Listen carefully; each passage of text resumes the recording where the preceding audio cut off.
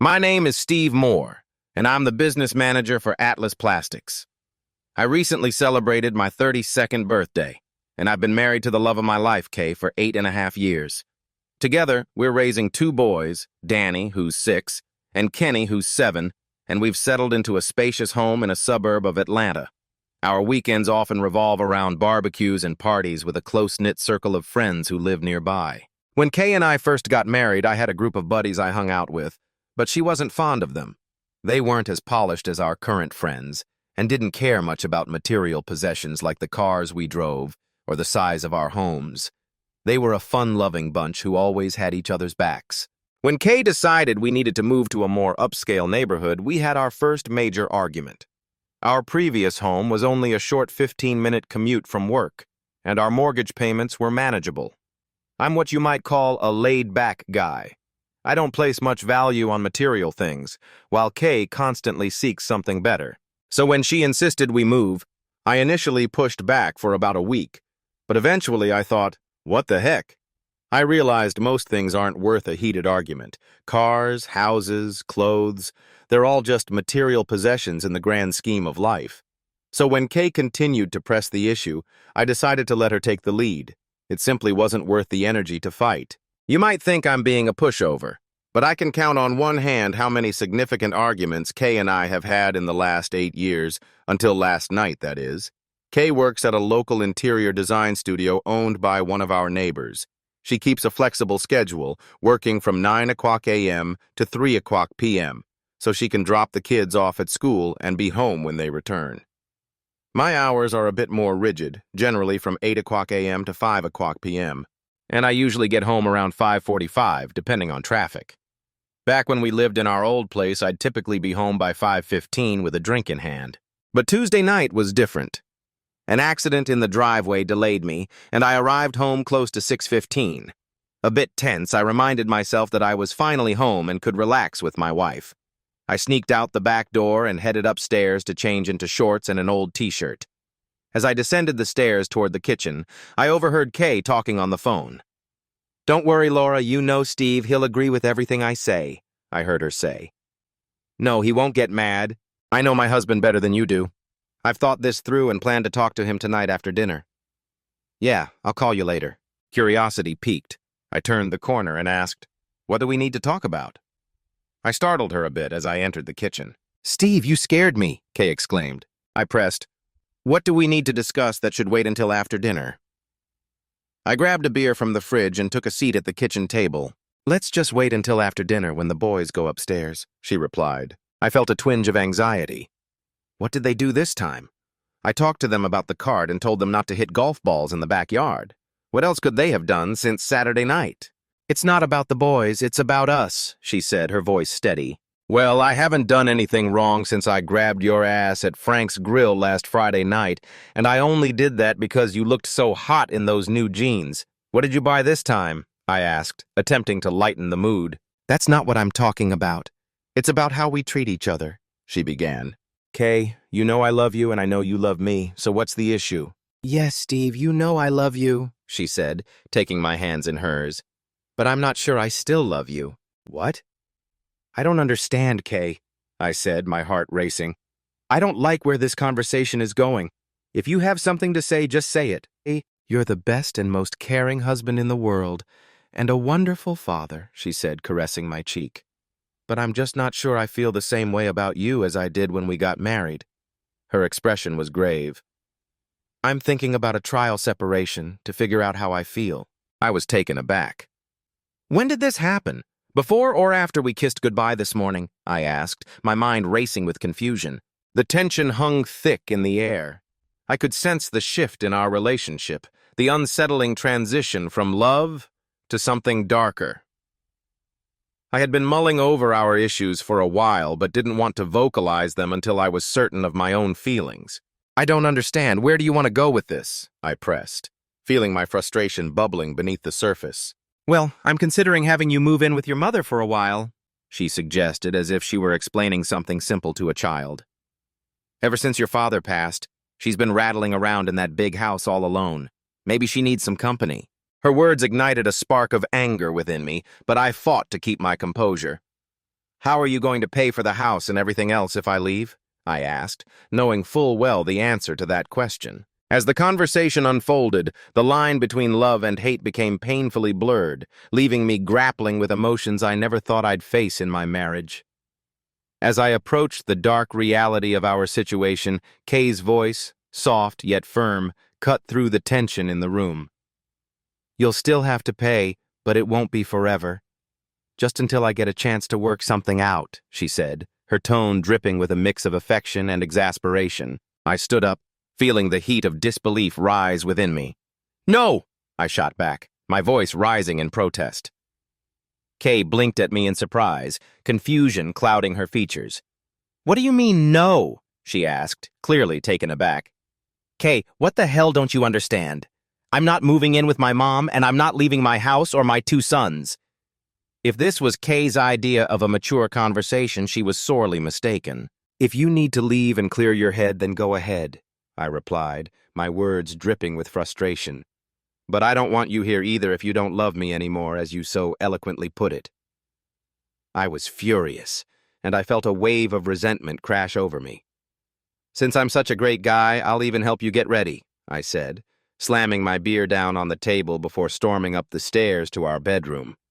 Kay looked utterly stunned, her expression a mix of shock and disbelief. When I came back downstairs with an armful of her clothes from the closet, I could see the realization dawn on her. Put these in the car, I instructed, throwing the garments onto the living room couch. I'll be down with the next load in a minute. I jogged back upstairs, adrenaline fueling my every move. As I descended with another handful of clothes, Kay's voice rose in panic. Stop! I thought you wanted a separation, she yelled, her frustration boiling over. I'm just helping you move your stuff out, that's all, I responded calmly, though my patience was wearing thin. It was at that moment that I crossed the line from love to something darker. Anger, resentment, maybe even hatred. I want you to leave, she shouted, her voice shaking with emotion. That's not going to happen, Kay. This is my home, too. I haven't done anything to you or the kids that would justify kicking me out. If you want to go down to the basement, I can put your stuff there, I replied, tossing the second load of clothes onto the pile. This wasn't at all how Kay had envisioned this situation unfolding. She had expected me to back down, to tuck my tail between my legs and walk away in silence. Instead, I stood my ground, and now she was left scrambling for a plan. Let's talk about this like 2 adults, Steve, she pleaded, but I could see that the conversation had already veered off course. Kay, I think you've said enough. At least now I know how you really feel about me, so make up your mind. Where do you want to put your clothes? You're definitely not staying in my bedroom anymore. I tried my best to remain calm, even as the storm of emotions swirled around us. Just then, our sons, Danny and Kenny, burst through the door, their innocent faces painted with confusion. What's going on? They asked. Mom just moved some of her stuff, that's all, I explained, attempting to keep things light. How about we grab some hamburgers and let her finish up? I didn't have to ask twice. The boys were eager to escape the charged atmosphere, and we headed out to grab some food. When we returned about 45 minutes later, though, the scene had shifted dramatically. Standing in our living room were 2 police officers, their presence unexpected and unwelcome. What can I do for you? I asked, stepping out of the car while motioning for my sons to head inside. We received a call about a domestic dispute, and we need to talk to you, the taller officer said, his hand hovering near his gun as if he expected trouble. Officer, you won't need that, I replied, keeping my voice steady. I explained the situation, emphasizing that I hadn't raised my voice or threatened Kay or the kids. This is my house. My name's on the mortgage and I pay the bills. Unless there's a court order, which I highly doubt, I have every right to be here. If she's unhappy, she can move out and I'll help her pack, I stated firmly. Both officers chuckled, seemingly amused by my predicament. They turned to Kay, who was fuming, her face flushed with anger. They informed her that there was nothing they could do in this situation, but they would file a report noting that I was calm and not a danger to my family or myself. Kay, on the other hand, unleashed a tirade of profanity and accusations, clearly rattled by their presence. All I wanted was to help my wife load her personal belongings into the car. That was it. After the officers left, I shook their hands, thanking them for their time. They wished me luck, and as they walked away, I could feel Kay's anger radiating off her like a heat wave. "Steve, why don't you just leave and make things easier for all of us?" she shouted, her voice dripping with frustration. Like I said, Kay, that's not going to happen. So decide where you want to put your stuff, in the car or in the basement. It's your choice. The boys and I are going to eat on the deck, so think carefully about what you want to do next, I replied, grabbing my food and stepping out onto the deck where Danny and Kenny were waiting. "What happened to Mom?" they asked, their voices filled with concern. "Who knows? Maybe she had a bad day at work. Let's give her some space. You know your mom. She'll be back to her old self soon," I said, trying to convince myself as much as them.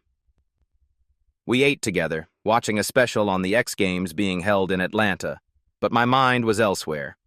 After a while, I sent the boys upstairs to settle in, telling them I would check on them later. I decided to look for Kay, but she was gone, leaving her clothes piled on the couch where I had left them. I climbed upstairs and noticed a few drawers pulled out and her 2 suitcases missing. "Well, I guess that answers that," I muttered to myself as I sat on the bed, feeling the weight of the evening settle in.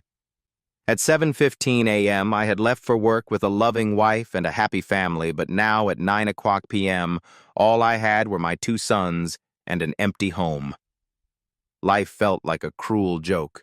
In a moment of desperation, I called my mom. "Mom, I need a big favor," I said, pouring out my story and asking if she could help make sure the boys got to school on time and were home when they returned. "Maybe Kay's just dealing with some hormones. She'll probably come back once she realizes what a mess she's made of things," I speculated, but even as I said it, doubt crept in. "I'll be there in the morning," my mom assured me, but her confidence did little to ease my own uncertainty. Wednesday and Thursday came and went, and Kay didn't return. On Thursday afternoon, she called the boys to say hello, but she didn't bother to speak to me. I was still an idiot in her eyes, I guessed. By Saturday morning, a mix of concern and anger bubbled inside me. "You have no one to blame but yourself," I chastised myself. "If you hadn't been such a pushover all these years, she would never have tried to kick you out of your own home." I imagined Kay sulking at her parents' house, telling everyone how insensitive I was, oblivious to my own feelings and needs. Life had become a confusing mess, and all I wanted was clarity in the chaos. "I'm done with this," I muttered, surveying the oversized house that felt more like a burden than a home for the 4 of us. "It's just too damn big." Laura's sister stopped by that Sunday afternoon to gather a few things for her. "Hey, Laura," I greeted her at the door, trying to keep the mood light despite the tension hanging in the air. "I bet you're here to pick up some new clothes for her?" She grinned knowingly. "Of course. You know it's all about Kay." I shrugged, feeling a mix of frustration and resignation. "I told her you'd send her to get some, but she insisted you'd understand her better than I do." Clearly, she was mistaken. I should have put my foot down a long time ago, but I didn't want to stir up any family drama. "Any idea when she'll be back?" I asked, half hoping for a sign of improvement. "Not a clue," Laura's sister replied, shaking her head. "She's still in her poor me phase. Mom's ready to kick her out if she doesn't get it together, but you know how Dad is. His little girl can do no wrong." "Want to stay for dinner? We've got grilled chicken, baked potatoes, and corn on the cob," I offered, trying to salvage the evening. "Sure. Let me just pack up her things and we'll sort it out," she said, a smile breaking through the heaviness of the day. The boys were thrilled to see Laura, and we all enjoyed a warm dinner together. As the evening wore on, her phone buzzed with messages from Kay, demanding to know where she was, but Laura didn't respond. By the time we cleaned up, it was nearing 8 o'clock. "I'd better head out," Laura said. "Thanks for dinner. It was nice to see a friendly face for a change. If you need anything, just call me," I told her, my mind swirling with thoughts about Kay. She's ruining a good marriage, but all her friends are telling her to stand her ground, convinced I'll come around eventually. But that's not happening. Am I right? Laura asked. Absolutely.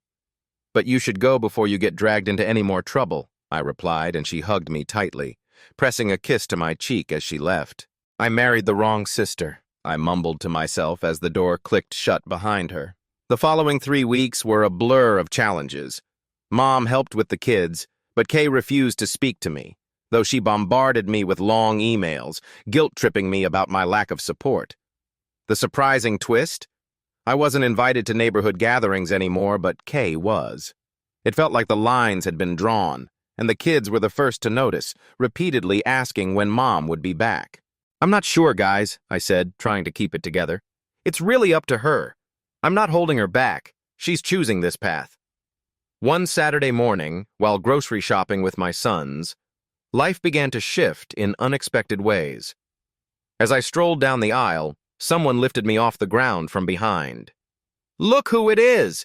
You're such a whipped loser. You probably stroke her ego, too, came a familiar voice, playfully taunting me. Wow, if this is your idea of lifting me up, you've really let yourself go, I laughed, recognizing Randy, an old friend. What the hell are you doing here? Just checking in on you, man. I thought you'd vanished with that big house of yours, he replied with a smirk. Too good for you? Nah, just didn't want to deal with your drama, I said, hugging him. Good to see you, though. See you later, Randy called as he headed off. Was that Uncle Randy? My boys asked, wide-eyed. Yep. Now, let's hurry. I don't want to be late for this party. As we arrived just after 4:30, Carol greeted us with a warm hug. Her girls grabbed my boys and ran off to play in the backyard.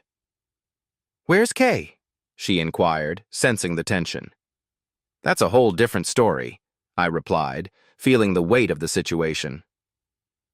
Well, I'm glad you and the boys are here. Everyone will be excited to see you, Carol said, leading us inside. The evening unfolded beautifully, filled with laughter and camaraderie. As the night wound down and the guests departed, Randy and I settled into a quieter space. They pressed me for details about Kay and me, and I found myself shaking my head, lost in confusion. We never fought. Hell, we never even argued. Maybe that's the issue. I let her have her way just to keep the peace. I thought everything was fine, I confessed. Maybe it's a woman thing? Carol suggested lightly. I think it's deeper than that. You can't just tell your husband you love him without truly being in love. It feels empty, I admitted, a sinking realization washing over me. I never considered the possibility of Kay seeing someone else, but now I had to be vigilant. I'll keep my eyes open and my mouth shut, I thought. From now on, it's my kids first, me second, and everyone else can take a hike, especially those fair-weather friends. Every Sunday, Laura returned to pick up clothes for Kay, and I found myself looking forward to her visits. It became a routine that brought a flicker of normalcy into the chaos. That Saturday morning, I dropped the boys off at Kay's mother's house, hoping for a chance to talk. But after an explosive argument, I was relieved to just drop them off and leave, avoiding more confrontations on the front lawn. My emotional journey swung between anger and despair, teetering on the edge of hopelessness. It felt like I was stuck in some sort of recovery program, trying to sort through my feelings. I sent Kay weekly emails, pouring out my love and longing for her, hoping for a response that would bridge the gap between us. Please be patient, my love, she replied one day, acknowledging my pain. I just want to work through these issues so they don't resurface later. I know this has been tough on you and the boys. Just a little longer. Her words gave me a glimmer of hope. 3 long months later, as I scrubbed dishes one Sunday, Laura delivered news that struck me like a punch to the gut. Kay went on a date last night, and it wasn't the first time, she said, her eyes avoiding mine. What? I was stunned, disbelief flooding over me. You're kidding. No, I'm serious, Laura insisted. I think you should know. I stood frozen, a soapy rag dripping water onto the floor, struggling to process her words. Did you hear what I said? She pressed. She went on a damn date, say something. I was lost in a whirlwind of emotions, the ground shifting beneath my feet. The reality of our situation hit me harder than ever, and I knew I had to face whatever came next. "Steve, are you even listening to me?" Laura's voice cut through the haze that had clouded my mind. I felt like I was in a trance, frozen in place, grappling with the stark reality of Kay's absence. For the first time, I was forced to confront the possibility that my life without her might not just be a temporary detour.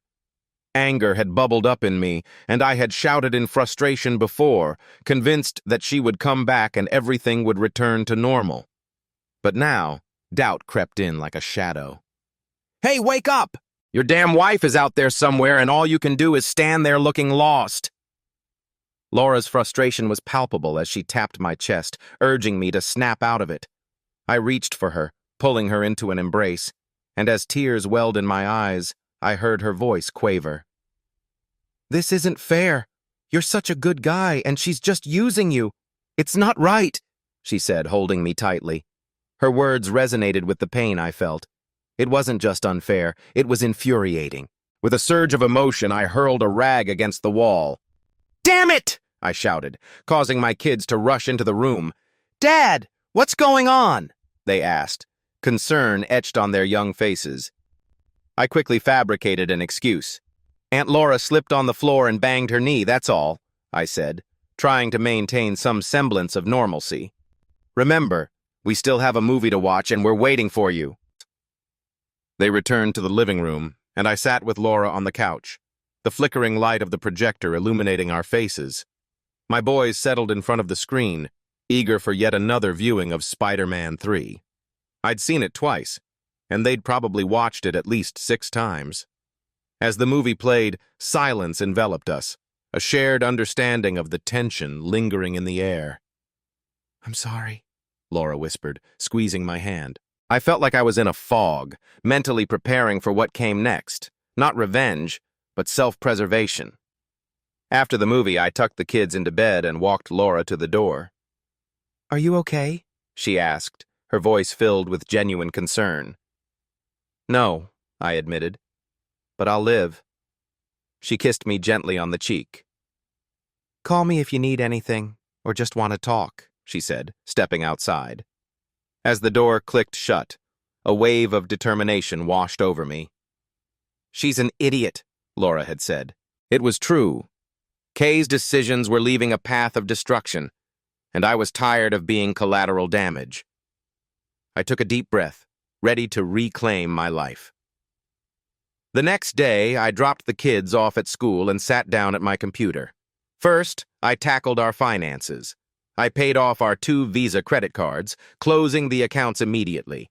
Then, I transferred half of what was left in our joint account to a new account in my name only. The bank told me it would take 6 business days to fully remove my name from our existing accounts. Next, I called the HR department at work and removed Kay from my life insurance, 401k, and health benefits. I even changed the locks on the house and reset the security codes. Each small step felt liberating. With a newfound sense of control, I went to the mall and canceled my cell phone plan, which cost me an extra $2 of $50, then signed up for a new plan under my name alone. I couldn't help but smile at the thought of Kay trying to call her old number. It was the first genuine smile I'd worn in ages. I kept the home phone number the same, but left a message on the answering machine for Kay to call her parents. "Kids, I need your old house keys," I announced when they rushed in. "I've changed the locks. Here are your new keys," I said, handing them each a fresh key and tossing the old ones into the trash. "It's done," I told myself. In just 8 hours, I had transitioned from a happy husband to a single parent. That evening, the house phone rang. I instructed the kids to put it on the answering machine. "What the hell are you doing, Stephen Moore? My cell phone isn't working, and neither of my credit cards. I need you to call me right now." Kay's voice was sharp, laced with anger. It had only taken me 8 hours to push her to this point, and over 3 months to lose her. When Laura called, she said she was on her way to pick us up for dinner. "Grab the kids, we're going out," she instructed, her energy infectious. "What's the rush?" I asked. "Your parents are coming over to have a serious talk with you. If you don't want to hear that, Come with me." We ended up at Sonny's barbecue, and the food was fantastic. For a while, we laughed and enjoyed ourselves, but I could feel the weight of my decisions hanging in the air. "You know I changed the locks, right?" I asked Laura. "I figured as much when I heard you canceled her credit cards and cell phone," she replied with a knowing smile. "She sure knows how to spend." "Yeah, well, every dad wants to protect his little girl, even when they're wrong," I said with a sigh. "So what's your plan?" she inquired, raising an eyebrow. "Honestly, I'm going to list that monstrous house for sale. I've loathed it from the start, and even if we somehow reconcile, I want it gone." "But you can't sell without her consent," Laura reminded me gently. "I know, but once that for sale sign goes up, the neighborhood will buzz with gossip." I grinned, imagining the stir it would cause. 3 hours later, we returned home, and as I tucked the boys in, they asked, "Are you and Mom getting a divorce?" I hesitated. "We asked Mom, and she said no, but she doesn't live here anymore. I can't say yes or no right now. You know your mom and I love you both very much, but I don't think she wants to live with me anymore. So we'll just have to wait and see what she decides." I kissed them goodnight, assuring them everything would be all right. Afterwards, I poured a beer and offered one to Laura as we sat at the kitchen table. "You know you can't hide forever, right?" she said, breaking the silence. "I'm not trying to hide," I replied. "She knows where I live and work. It won't be hard for her to find me." Sure enough, Thursday at work, Kay stormed into my office. "How dare you cancel my credit cards and cell phone? When did you change the locks on the house?" Her fury was palpable. "Hey, Kay, you look good. How are you?" I greeted her calmly. "Fine. The boys really miss you not being around," I added. "Yeah, I've lost a few pounds. Thanks for noticing," she retorted, her irritation simmering just beneath the surface. As we talked, I felt a mix of frustration and relief. The path ahead was uncertain, but one thing was clear. I was ready to reclaim my life. "What on earth are you talking about?" she finally asked, her voice trembling with frustration. "You're answering questions I should be asking after almost 4 months of silence between us. If you want to sit down and talk, fine, but if you're just going to yell and scream, then I'm going to have to ask you to leave. This is a business office, after all. Why did you do all of this last week? Why did you start dating someone else? Aren't we still married? Or am I missing something here?" I pressed, my heart racing. "It was just dinner with a friend. That's all it was," she replied coolly. "Did you sleep with him?" I asked, unable to mask the urgency in my tone. "No, I didn't sleep with him. It was just dinner, I told you," she insisted, irritation flaring in her eyes. "Are you planning to sleep with him?" I shot back. "Steve, why are you asking me all these questions?" she countered, her brow furrowing. "I just need to understand what's going on with my life, with my schedule," I said, trying to keep my voice steady. "What's your schedule?" Kay asked, her tone cutting through the tension like a knife. "The reason for the divorce," I replied, watching her face fall in shock. "I don't want a divorce! Damn it!" she shouted back, her voice echoing in the sterile office. "Well, your actions say otherwise. Dating, ignoring your husband and kids, buying new underwear for someone else, those are all signs that you're moving on without us. They still send credit card bills to the house, so I know what you're buying.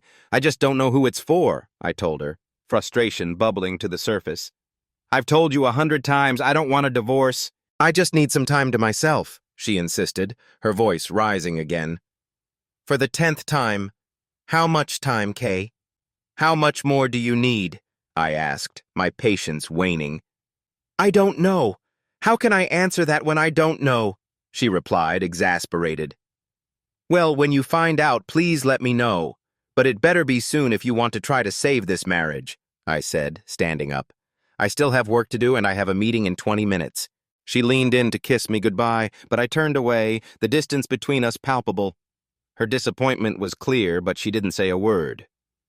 "Laura, do you want to go to the party on Saturday night?" I asked, trying to shift my thoughts. "Sure. Where?" she replied, her curiosity piqued. "Just meet us at the house at 6. Dress casually," I instructed. Randy and the band were throwing a big adults-only party, and I didn't want to go alone. As we arrived, I realized we were among the last to get there. "I thought you said 6:30, I remarked, looking at my watch. Randy, Hank, and Ted had shown up at 5:30, firing up the smoker while the women prepared potato salad and baked beans. By the time I blinked, the party was already in full swing. "Don't blame me," I announced, introducing everyone to Laura. "Let's get this party started." I opened a couple of beers for us as the atmosphere buzzed with laughter and chatter. Randy leaned in, nudging me playfully. "So, Kay's little sister, huh? Is she good in bed?" "Are you out of your mind? She's my sister-in-law," I retorted, shaking my head. "One of these days, Randy, you really need to pull your head out of your ass." The party was a blast, reminiscent of old times. Beer flowed, and the women gathered, sharing stories and complaints about their men. Occasionally, I glanced over at Laura. She was clearly enjoying the socializing, her laughter ringing out above the noise. As dinner wrapped up, we moved on to some party games. First, there was a round of 20 questions, 10 for the guys and 10 for the women. Anyone who got an answer wrong had to take a swig of beer. It seemed harmless, but by the end of the night, many of us were feeling pretty tipsy. I was shocked when Laura aced 9 questions about me, while I barely scraped by with 3. She knew me better than I had realized. Next, we passed items between pairs. The easier tasks were simple enough, but when it came to the spoon and shot glass, I failed miserably. Through the laughter and the body contact, I got to know Laura in ways I hadn't expected. She was surprisingly nimble, while I fumbled and stumbled, taking sip after sip of beer. By the end of the night, the world around me was spinning, and I felt pleasantly numb.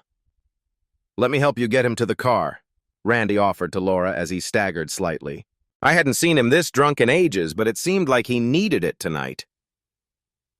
"Do you want me to walk you home and help you put him to bed?" "No, that won't be necessary, but thanks for offering. He has a guest room downstairs, and if I can't get him upstairs, I'll just leave him there," Laura replied, making her way toward my house. As the clock ticked toward 3 in the morning, my bladder finally protested. It seemed impossible to drink all that beer without paying the price. I swung my legs over the edge of the bed, my head throbbing like a drum. I stumbled toward the bathroom, navigating around furniture in a daze. It was only when I reached for my shorts that I realized I wasn't wearing any. Wobbling slightly, I opted for the more stable option and sat down. A couple of moments later, still half drunk, I waddled back to bed. As I settled in beside my wife, I breathed in the familiar scent of her hair and kissed her shoulder. We lay there, the weight of the night slipping away, and I felt a stirring desire. There was no way she would want to fool around at a time like this, I thought, recalling how she sometimes got annoyed even when I tried to kiss her awake. But with my eyes still closed, I felt her shift against me, a subtle push that ignited something inside. For the next 10 minutes, we moved in silent rhythm, our breathing quickening as we lost ourselves in each other. There were no loud cries, no rough movements, just soft caresses and gentle whispers in the dark. I wrapped my arms around her, holding her close as we drifted off into a peaceful sleep. When the light of morning seeped through the windows, I awoke with a pounding headache and a dry mouth that tasted like a bad hangover. As I pulled her closer, I realized I needed to get to the bathroom. "I'll be back in a second," she murmured, leaping up and sprinting toward the bathroom, her bare skin glowing in the early light. As she brushed her teeth and rinsed her mouth, Laura playfully leaped back onto our bed. "If you're expecting any action this morning, you might want to hit the bathroom first," she teased, laughing. "I can smell your breath from here." I chuckled, still feeling the weight of last night's drinks and exhaustion clouding my thoughts. Okay, I replied, knowing I was barely functioning. But her laughter sparked something in me. It was a reminder of a connection I hadn't felt in months. I was still grappling with my breakup with Kay, who had been gone for over 4 months. I took a moment, sitting up and locking eyes with Laura. "I guess if you need something from me, you better be quick. Remember, we promised Mom we'd pick up the kids after lunch," she reminded me, a hint of urgency in her voice. With a gentle push, she kicked me out of bed as I headed to the bathroom. I caught a glimpse of Laura sitting there, completely naked, her knees drawn up to her chest, arms wrapped around them. For a split second, I pinched myself, hoping this wasn't just some wild dream. How had we ended up here?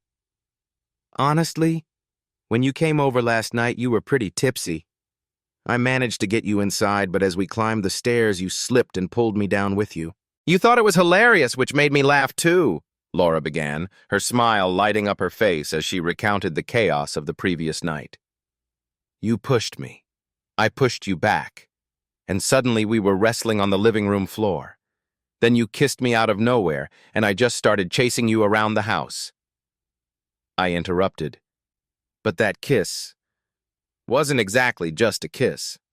Laura smirked. Well, you certainly made it clear you wanted more. You chased me up to your bedroom and told me to undress, but then I thought, why not make it a game? A couple of minutes later, you were in your underwear, and I figured you were the boxers type. She nudged me playfully as I shifted in my seat, urging her to continue. So there we were, you in your boxers and me in my panties, and we ended up in bed. I thought you'd be out cold in no time, but I guess I was wrong. One thing led to another, I said, trying to wrap my head around what had just happened. What do you mean, almost? Laura laughed, her eyes sparkling with mischief. Well, you came at me with kisses and hands everywhere. I had no idea you could be such a, how should I put it, a passionate guy. Kay never mentioned that side of you. Why didn't you stop? I hesitated. Your sister, for crying out loud. Laura rolled her eyes, a playful grin on her face. Look, Steve, Kay has been dating someone else for at least a month. You deserve some payback. Besides, I've always had a crush on you, and let me tell you, I wasn't disappointed. I shook my head, still in disbelief. So what? We actually... Let's just say it was a memorable night, she replied, her smile wide. You were pretty drunk and we almost went all the way. But you were too out of it to even remember. Why didn't you just leave afterward? I asked, trying to process everything. I thought about it, she admitted, but I was tired and I figured you'd sleep till noon. How could I have known you'd want seconds at 4 a.m? I tried to argue, but Kay is your sister. Yeah, the same sister who I once knew and cared for deeply, Laura said, leaning in to kiss me softly. Now get up. We still need to shower and get the kids. Our shower turned into a long, playful session, but soon the water began to cool. Reluctantly, we stepped out, the fun temporarily on hold. As we sat down for breakfast, I knew I had to make a serious decision. Laura, I don't think we should continue this. I'm still married, and Kay is your sister. She looked disappointed, but nodded. Steve, I'll keep this quiet. But how long do you plan to keep up this charade? You need to decide. This weekend, I replied firmly. If Kay isn't back by Saturday, I'll see a lawyer. I'm not telling the kids anything yet. Mom is picking them up out of town after school on Friday. I'll at least have an answer by then. Laura's expression shifted, and I could see she was worried about the outcome. We picked up the kids later that day, and our evening was quiet, almost strained, until Laura said she had to leave. As I walked her to her car, I wrapped my arms around her for a moment. When I leaned in for a kiss, I felt a rush of confusion and longing as she drove away. That night, I wrote a letter to Kay. It was direct and to the point. Unless you're ready to come back and be my wife and the mother our kids deserve, I'm calling it quits. Time is running out. It's time to make a decision. On Tuesday night, Kay called, announcing she was coming home. She said she'd left on Friday and wanted to talk all night. I felt a mix of excitement and dread. The week dragged on, filled with calls from both Kay and Laura. Kay was ecstatic to be home, and I sensed Laura's conflicting emotions as she wished us both the best. When I got home Friday night, Kay was waiting for me, a glass of wine in hand. I pulled her into an embrace, and our kiss felt strange after 4 long months apart. We shared dinner and talked for hours, both of us aware of the looming conversation we were avoiding. As I lay in bed waiting for her, she emerged from the bedroom completely naked. My heart raced. She was stunning, and all I could think about was how much I desired her. We made love tenderly, just as we had for the past 8 years. But something felt different. Kay, that wasn't lovemaking, I said, searching her eyes. I know your body just as well as mine. Who were you thinking about? She paused, the realization dawning on her. I don't know what you mean. Kay, this isn't just about us. How long has this affair been going on? Please, don't insult my intelligence by saying it was only 6 months. Her silence spoke volumes, and I knew we were on the brink of a much deeper conversation. A long time ago, Kay's voice trembled as she spoke, a look of horror etched across her face. In other words, the real reason you left was to be with him. Is that true? It started out that way, I admitted, the weight of my words hanging in the air. I needed to be alone to figure out what I truly wanted. So you've been sleeping with him all these months, and now you expect to waltz back into my life like nothing happened? Like I should just say, "It's okay, honey, I'm just glad you're back." The hurt in my voice cut deeper than I intended. Steve, did you fool around with anyone else while I was gone? Kay asked, her eyes narrowing. What does that have to do with this? I countered, trying to keep my anger in check. We're discussing the fact that you've had a lover for the past 6 months. I just want to know how much of a fool you really are, she shot back. Okay, Kay, I did slip once, I confessed, feeling the room shrink around us. But unlike you, I was drunk and didn't find out until the morning after. I got out of bed, the crisp sheets feeling foreign against my skin. Now that I know what kind of lies I'm married to, I can finally make the hard decisions I've been putting off all this time. Steve, I'm back with you. It's over. I made a huge mistake and I own up to it. I'm not proud of what I did, but I'm asking you to give me another chance. I love you, and I'm begging you to help me make our family whole again. Kay's plea hung in the air, heavy with desperation. What the hell was I supposed to say? I thought, grappling with my emotions. No? I need time to think? Kay, I can't sleep next to you right now. I'm furious. Just tell me it wasn't one of our friends or someone I work with, I demanded, my heart racing. It was someone I met through work. And it's over, she replied, her voice trembling. For the next 2 nights, I stayed in the guest room, the loneliness pressing down on me. We talked extensively over the weekend. Kay told me I could ask her anything, and she would answer truthfully. I didn't want the sordid details, but I needed to understand. Why? I asked, my voice barely above a whisper. At first it was exciting, she explained. I felt like a rebellious teenager sneaking around. He gave me more attention in a week than you have in the last 2 years. I fell under his spell, but it didn't last long. After a while, it was just about the physical thrill. We both realized it wasn't worth the risk. Neither of us wanted our spouses to find out. So it ended quickly. By Sunday morning, I knew I'd made a mistake and wanted you back. My mind was swirling with problems, and I desperately needed a break. Dinner at her mother's house felt like a step back into normalcy. Kay wrapped herself in a large blanket, and everyone seemed in good spirits. Everyone but her mother, Laura, and me. As we left, Laura hugged me tightly, slipping something into my pocket and whispering, "Call me tomorrow." The next 2 weeks were restless. I still slept in the spare room while the kids were thrilled to have their mom back. One Friday afternoon, I left to take care of errands that piled up during the week, turning off my phone to escape any distractions. When I finally powered it back on, I was greeted by a dozen frantic messages from Kay. Just as I sank into the couch with a beer, she stormed through the door, brandishing an envelope. "What the hell is this, Steve?" she shouted, her face a mask of confusion and anger. "It's exactly what it looks like, Kay," I replied calmly. "Why did you serve me? I thought we were going to try again." "We were almost together, but it was just the 2 of us," I insisted, feeling a mixture of sadness and resolve. "Now, there's no hope for the 3 of us," I said, watching her expression shift from anger to shock as she sat back down. "I was leaning towards your side because of the kids and the good memories we shared. But 2 weeks ago, something new came to light that put our marriage on hold." "How did you find out?" she asked, panic creeping into her voice. No one knew. Does it matter how I found out, Kay?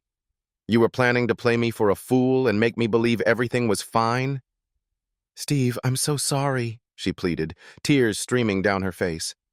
I don't love him. I love you. We can fix this. He even gave me money to keep quiet, so his wife won't find out. With every word, she was digging her own grave deeper. I hope you and he will be very happy, I replied coldly. But I don't want anything from you. I just want you out of my life. She cried throughout the weekend, and when I picked up the kids, we had a long heart-to-heart. They weren't surprised about the breakup, but were understandably upset. After everything was split evenly and bills were settled, I had just enough left over to buy a small house in a friendlier neighborhood. Kay managed her end of things with grace, respecting our unspoken agreement to keep everything quiet. But there was one last piece of the puzzle. The following day, I called Kay's mom, eager to learn about what she had slipped into my pocket that Sunday. I shouldn't be telling you this, but if I don't, you'll never know the whole truth, she started hesitantly. I found something in the guest bathroom the morning after Kay moved out. It took me a few days to gather the courage to give it to you. With that, she revealed a pregnancy test discarded in the trash, one that indicated someone was expecting. Since Kay was the only woman living in my house, the implications hit hard. I wasn't prepared for this revelation, but it clarified everything. I didn't want to be the one to tell you, but I thought Kay might try to manipulate you, her mother added. You deserve to know the truth. As the reality of the situation sank in, I realized I needed to confront Kay one last time. This would change everything. I didn't hear it from you, did I? I said to my mom, my stomach churning with unease. I hate to say this, but I love her very much. Don't be a stranger, she said, hanging up the phone, leaving me with a revelation that hit harder than I anticipated. Kay was pregnant. In hindsight, it might have been easier if I had stumbled upon a test kit or a doctor's report, or even followed her to some seedy motel and peered through the windows. But no, it was her own mother who let the cat out of the bag. The house I found was close to the one Kay and I had lived in all those years. It was a spacious 4-bedroom, 2.5-bath home with a large patio, but unfortunately, no pool. The boys helped out, and I couldn't have managed without my new assistant, who turned out to be a lifesaver during this tumultuous time. After the divorce was finalized, we all gathered for Thanksgiving dinner at Kay's mom's house. The kids, bubbling with excitement, couldn't contain their joy as they told their mom and grandparents about the new place. It's so great, Kenny exclaimed. Danny has his own room, I have my own room, and Dad and Aunt Laura have theirs. Plus, we still have one left for when people come to visit. His eyes sparkled with pride as he mentioned picking the color of the walls and trim. Can you say that again? Kay asked, her voice tightening as she caught on to what was happening. Sure. There's my room, Danny's room, your room, and someone else's room, he said cheerfully. Dad and Aunt Laura's, he added, oblivious to the tension. How long has Aunt Laura been living with you? Kay pressed, her voice shaking slightly. Since we moved into the new house, Kenny replied, blissfully munching on his dessert. Stephen Moore! Kay shouted, her expression a mixture of disbelief and anger. Looks like someone's discovered our little secret. I caught Laura's eye in the kitchen, and we shared a knowing look. It was only a matter of time, I said, leaning in to kiss her. We never told the kids to keep it quiet, and Mom and Dad would have figured it out anyway once they saw my belly. Laura rubbed her stomach with a smile. Shall we go? I'd love to, she replied as we entered the dining room. What unfolded next felt like the shock and awe of the Gulf War. Kay was furious that I was now with her younger sister, while her mom glowed with excitement over the prospect of another grandchild. Her dad, on the other hand, seemed relieved he wouldn't have to adjust to another son-in-law. Meanwhile, Laura and I exchanged glances, brimming with happiness. In retrospect, I think I originally married the wrong sister, but thankfully I was able to correct that before it was too late. This story unfolds with deep emotions and dramatic twists, captivating from beginning to end. It explores the intricate web of interpersonal relationships, revealing the strength required to make tough life decisions. The unexpected character dynamics and plot developments keep readers engaged, making each turn in the narrative feel fresh and intriguing.